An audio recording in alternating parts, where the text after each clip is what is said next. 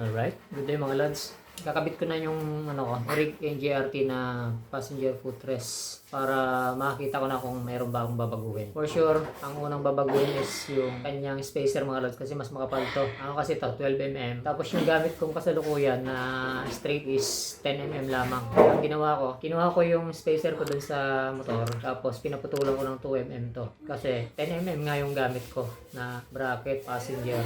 Sobra siya ng 2mm yung spacer kaya pinabawasan ko. Galing na ako sa machine shop, pinabawasan ko na yan, sinakato ko na para dito na mismo. Para malaman ko na rin kung magbabago rin ba ako dun sa bracket ng pipe, tapos kung anong gagawin ko dun sa aking suspension naman, kung paano siya kabit dito. So mga lads, kabitan natin. Wala ako masyadong space dito kasi tayong motor. Sabado kasi ngayon, kaya nandito lahat ng tao sa bahay. Ito yung sinasabi ko sa inyo mga lads, na inunaan ko na. Nagpunta na ako sa machine shop para ipaputol yung spacer ko dito. Kinuha ko yung spacer ko dito na 18.5mm yung nakalagay dito sa 10mm na bracket. So pinabawasan ko siya ng 2mm kasi mas makapal ng 2mm yung bracket ng original na NGRT. So magkabilaan yan. Ito na yon yung pinatabasan ko. So kung ilalagay ko dito, ayan o. Mas maluwag na siya ng 2mm dahil nga makapal yung NGRT na orig. Kasing kapal na ito, 12mm.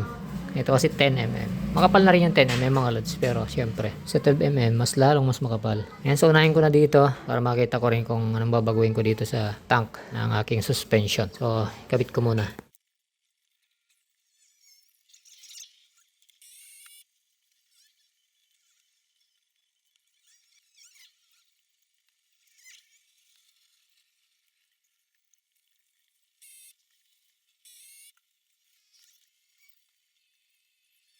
Ayan, so parang magiging ganyan yung pwesto niya. So may lagayan na talaga siya ng suspension. Kaya lang, tangke na ito is hindi siya nakaayon dun sa chassis pagka nirekta mo siya dito. So mas maganda pa rin yung nakaayon dun sa chassis na kagano. Dito mismo, yung diretso. So tatry natin kung magagawa natin ng paraan yan. So dito naman tayo sa kanan, sa may brake side. So tanggalin ko lang muna to, tapos kabit natin.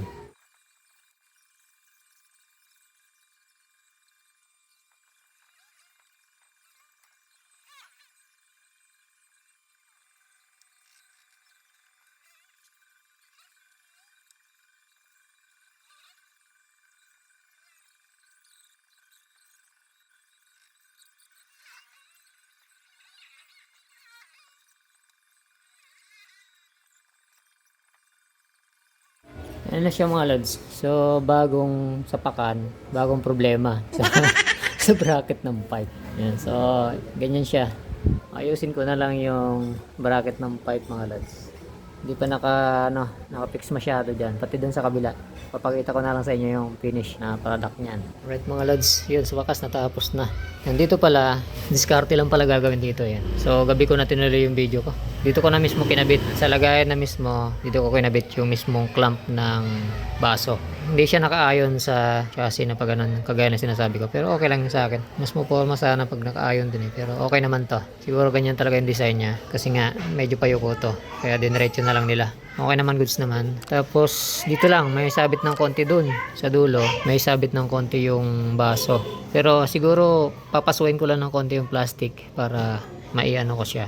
Ganing ko tapos medyo pisain ko ng konti. Parang hindi dumikit dito sa baso. Kasi pag sa vibration yan mga lods, matatanggal yung pintura niyan sa vibration. Yun lang naman. Tapos ang naging diskarte ko dito, itong belt ng baso. Yung pinaka-clamp niya, medyo pinagitna ko siya ng konti. Hindi gitna kasi hindi sisipag sa gitna. Dito lang mismo sa lagayan. Para lang hindi tumama doon sa bakal na yun. Yan. Okay naman na siya. Hindi na ako gumawa ng bracket. Sabi ko kasi kanina gagawa ako ng bracket niyan. Pero hindi na. Okay na siya. Yan Yan tapakan.